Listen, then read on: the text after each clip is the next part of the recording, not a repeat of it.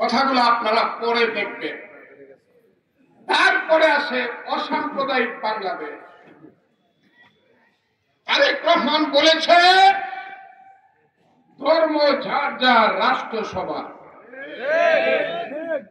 হিন্দু মুসলমান বৌদ্ধ খ্রিস্টান নিশ্চিতভাবে ধর্মে তারা ডিফারেন্ট, কিন্তু যখন ক্ষেতের আইলে যাবে, ধান ফলাবে, সেই ক্ষেতের ধান ফলানোর আগে যে সার খেতে দিবে, সেই সার মুসলমান আব্দুল আলী দিলেও 100 টাকা, হিন্দু হরিদাস দিলেও 100 টাকা। বাজারে যখন চাল কিনে খাবে, মুসলমান আনোয়ারা বেগমে 100 টাকা 50 টাকা সে চাল কিনে খায়, হিন্দু কালিদাসেও 50 টাকা সে চাল কিনে খায়। বাজারে যখন আগুন লাগে, হিন্দু মুসলমান ডিফারেন্স করে না বন্ধুরা, এটা হলো বাস্তবতা।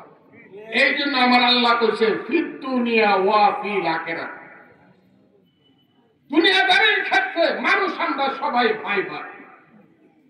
আমার দেশে যখন গণতন্ত্র থাকবে না, সেখানে হিন্দু মুসলমানের প্রশ্ন নয়। আমার দেশে যখন জিনিসপত্র বাজারে আগুন লাগবে, সেখানে হিন্দু মুসলমানের প্রশ্ন নয়। সেখানে আমরা সবাই এক সমস্যায় জর্জরিত, আমাদের সমস্যা হয়। সেইখানে আমরা বলবো হিন্দু নয় এরা মুসলিম, জিজ্ঞাসে কোন জন, কান্ডারি বলো ডুবিছে মানব সন্তান আমার মা। কিন্তু আমি যখন মুসলমান, মাগরিবের আজান হয়েছে, সবাই নামাজে গেছে, মুসলমানরা মসজিদে যাবে, এখানে হিন্দু বাধা দেওয়ার কিছু নাই।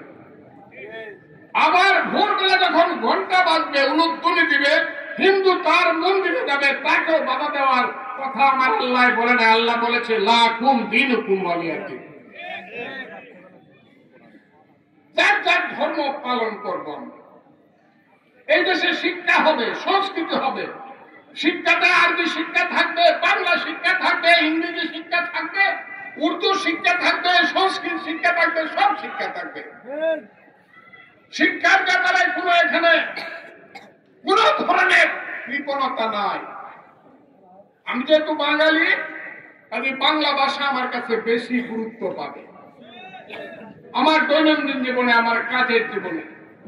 ইংরেজি, উর্দু, ফার্সি অথবা সংস্কৃত কাউকে আমি ঘৃণা করি না। আমি যখন এই দেশের মানুষ হিসাবে বাহিরে যাবে, ওই যে রবি ঠাকুর বলেছিল 70 কোটি সন্তানের হে মুক্ত জননী, রেখেছ বাঙালি করে মানুষ করনি। আমার কাছে মনে হয় এখনো কথাটা ঠিক আছে।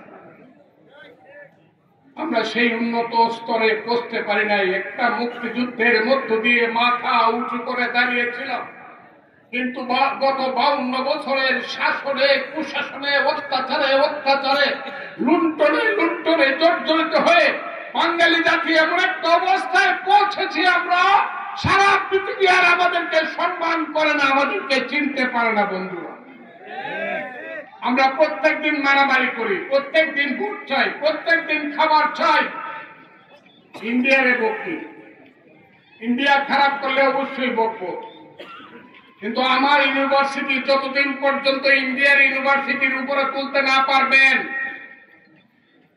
আমার কুমিল্লা ভিক্টোরিয়া কলেজ যতদিন পর্যন্ত ত্রিপুরা কলেজের উপরে না তুলতে পারবেন, আগরতলা কলেজের উপরে না তুলতে পারবেন, আমার ঢাকা বিশ্ববিদ্যালয়কে যতদিন পর্যন্ত কলকাতার প্রেসিডেন্সি বিশ্ববিদ্যালয় অথবা দিল্লির নেহেরু বিশ্ববিদ্যালয়ের উপরে তুলতে না পারবেন, খালি গাইলে লাভ হবে। গাইলে মানুষ ছোট মানুষ করে।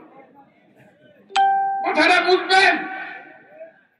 আমার যদি তার দেশ থেকে তেল কিনতে হয়, ডাল কিনতে হয়, পেঁয়াজ কিনতে হয়, রসুন কিনতে হয়, বড় কথা কয়ে তো লাভ নেই।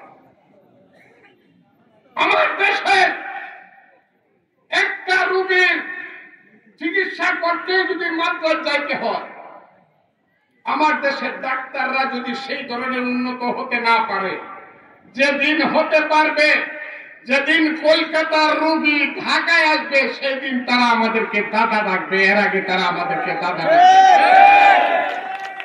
যেদিন দিল্লির ছেলে আমার ঢাকা ইউনিভার্সিটিতে ডক্টরি করতে পিএইচডি করতে আসবে সেই দিন আমাদেরকে দাদা ডাকবে, এর আগে ডাকবে না। আমি চাই ইন্ডিয়া এবং বাংলাদেশ সমানে সমান চলুক। আমি তারা দাদা ডাকবো, সেও আমার ভাই ডাকবে, এর বাইরে কোনো তার সাথে আমার কোনো আপোষ হবে না। আমার মর্যাদা আমার, আপনার মর্যাদা আপনার, সমানে সমান। কেউ কারো সঙ্গে যুদ্ধ করতে চাই না। আমরা একটা মানব অধিকার নিয়ে বিশ্ব সম্প্রদায়ের প্রতি আমরা প্রীতি নিয়ে বাঁচতে চাই। প্রত্যেক দিন প্রতিবেশীর সাথে গন্ডগোল করলে মনে শান্তি থাকে না। কথাটা চিন্তা করে দেখি। এই যে আপনার বাড়ি থেকে এখান থেকে আগরতলা কত দূরে, বর্ডার কত দূরে, কয় মাইল? মাত্র 4 মাইল বর্ডার। দেখেন কিন্তু